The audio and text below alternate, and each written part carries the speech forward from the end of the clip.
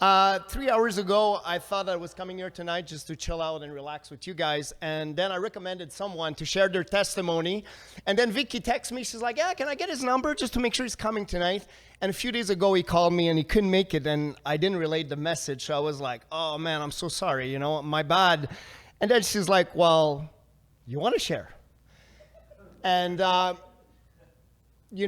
my life, I always say that when your test becomes your testimony, your trials, your triumph, and your mess, your message, hopefully a miracle to someone else and a masterpiece for God's glory, I can't say no, because if I'm here today, it's only by grace, and it's only because of God and Jesus in my life. So I just can't say no. So I said yes, and here I am. And I was just praying, saying, think through my mind, speak through my voice. I got nothing prepared, and I got 10 minutes to unload kind of a crazy story called my life, and I'll try to do the best. I really want to camp and take just a couple minutes, share, my life. I was raised by amazing parents. They celebrated 50 years of marriage just actually 2 weeks ago. Very loving, Christian family, but in a sense very religious, and it was very doctrinal and overprotected as a child. So it didn't take a long time for me to create a persona, understanding that I had to fit in. I needed somehow, somewhere to get validated by you, loved by you, accepted by you. And at the age of 14, I met this girl, and I thought, wow, this is it, man. You know what? This is the woman of my life. I'm going to get married. And 9 months after, she tells me everything was cool. But she tells me, you know what? We're done. Don't love you anymore. And I'm out. And then I saw her at the gym the next day with a guy that was like 19 years old. I was like, what's going on? Anyway, long story short, my heart was broken. I was depressed. I wanted to die. My dad was like, son, what the heck is wrong with you? You're 15 years old. But for the first time in my life, I came face to face with pain. I never came for 14 years in my life. I never came face to face with pain. I had some ups and downs and true suffering. My heart was broken. And I made a pact. I made a covenant with myself saying, you know what? I will never, ever let myself fall in love again. And you guys will understand why this is so important. So long story short, flip around. I was like, how can a God that loved me allow this pain? Like, what is this? Where is this coming from? And even, kind of flip my life when 180 degrees, said, if this is God, then I'll be my own God. And then when, sex, drugs, and rock and roll, 180 degrees.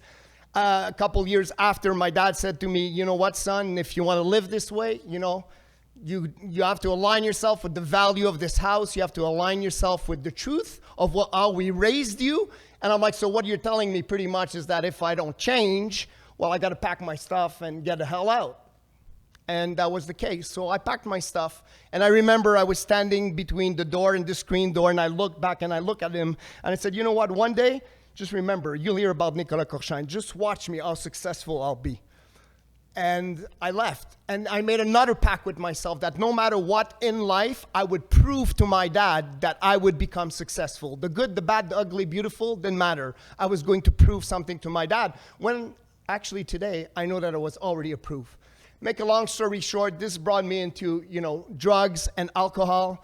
And I've went through more rehab that I can count, and detox. And dealt with, going to prison 4 times. And dealt with also mental health. Through the use of alcohol and drugs, I got diagnosed with bipolar 2 fast cycling in 2019. And it was hell and back, man. I had 10 hospitalization in psychiatric hospital, 12 medication and different dosage.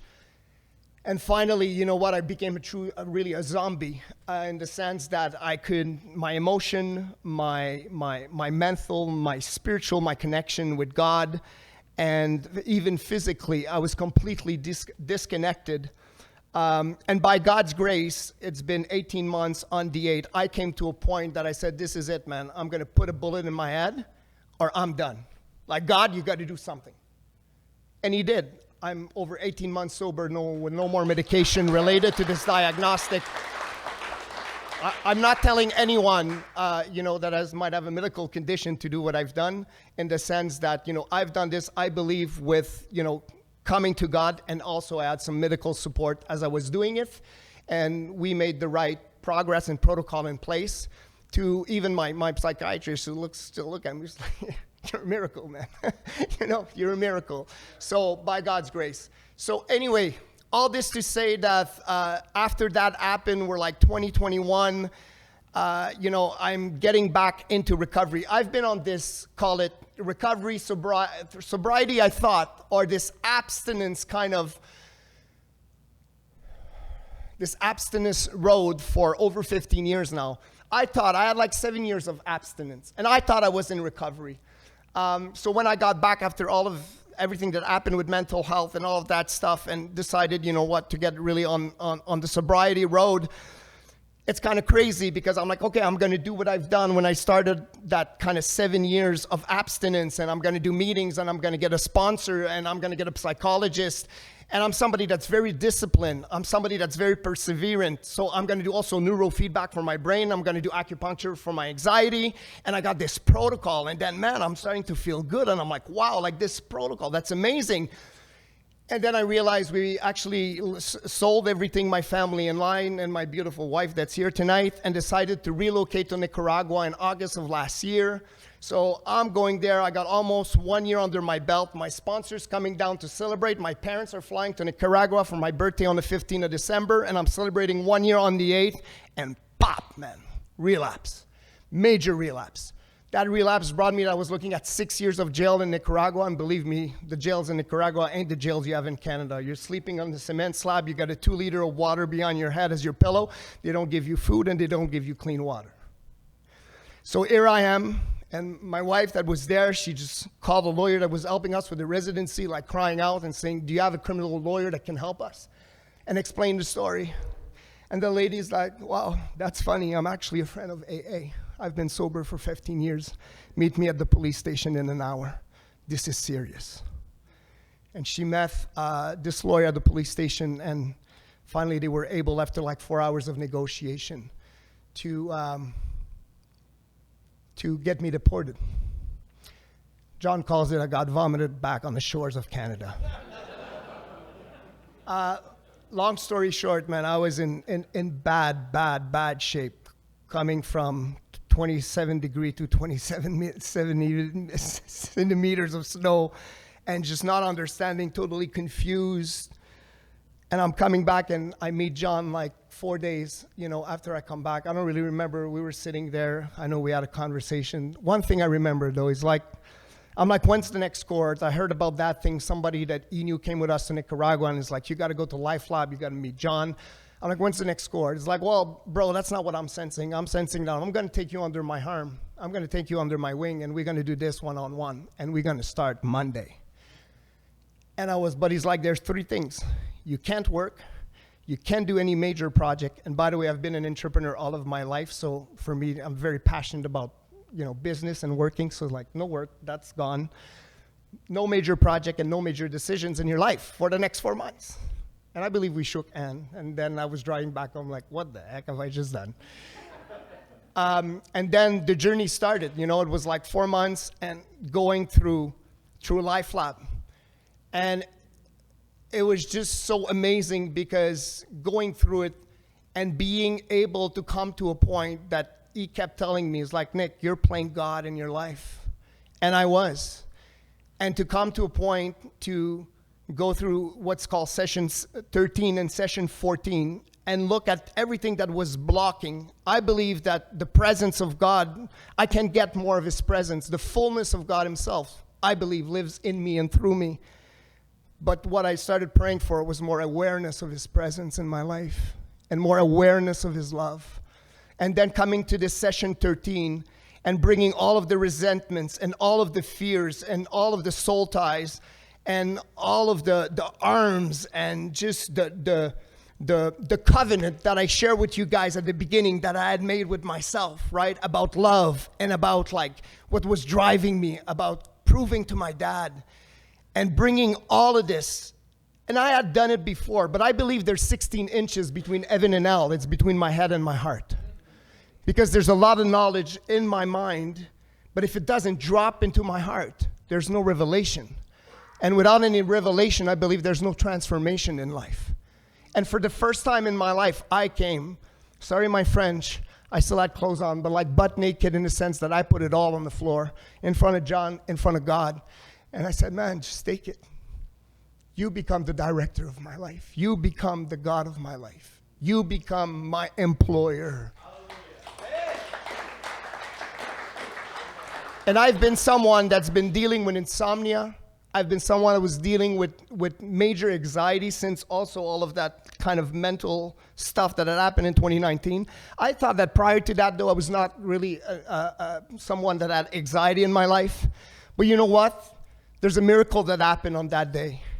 Because anxiety for more than almost 3 months now has been completely gone. Gone. Insomnia, I sleep like a baby at night. It's unbelievable. 7, 8 hours. I don't even go to the washroom, take a pee. Just sleep. Wow. And I realized that I was actually an anxious person my entire life because now that God removed it, and no, anyone on this planet, 7.3 billion, can challenge me on this. I'm going to tell you something, what I believe. There's only one solution.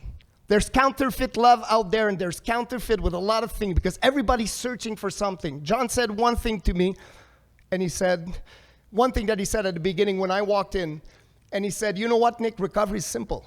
Well, what do you mean recovery is simple? Like I just, in Nicaragua, I had a wall at 40 clicks on a motorcycle. I was like, I could almost move physically. I was half dead. And he's like, yeah, it's about recovering the communion and the deep and intimate relationship with Jesus in the garden of your heart and soul. And I was like, wow, man, where have you been all my life? I've done a lot of rehab, and I was trying to take the psychological side of it and always connect it to my truth and my values, but it was always like, this was a lot about me, and work. Even in the year prior to, that's what I was explaining with this beautiful protocol, right? With the neuroscience and the acupuncture and all that stuff. I was again playing God in my own recovery. I was trying to control everything. And if I had the perfect protocol, then I'd stay sober. And oh shoot, I've not done 4 meetings last week. I got to do 5 this week because if not, I might relapse. No, I won't relapse because God took it away. He took the obsession away. He took the compulsivity away. And he filled me with love and peace that now, it's so sweet, man. I told my wife the other day, I want to run on top of mountains and cry, like scream to the world. Like, this is real. This is real. And it doesn't happen. It's this spiritual experience in coming face to face. I was 4 or 5 months, man, sitting in my pain. And I remember, couldn't work. And then I caught long-term COVID. And I couldn't even go to the gym. And all of my buoy that I normally have to not feel myself, right? Not deal with my emotions. It was gone. I'm like, what are you doing? It's like, this is what I'm doing. We're spending time one-on-one, you and me. Come on, let's get this thing done. And you know what? By God's grace, man, here I am. And I want to, seriously, John, man, thank you so much. What you guys are doing and your obedience to the call in your life, and Vicky, and what this ministry is all about, man. Praise God. Thank you.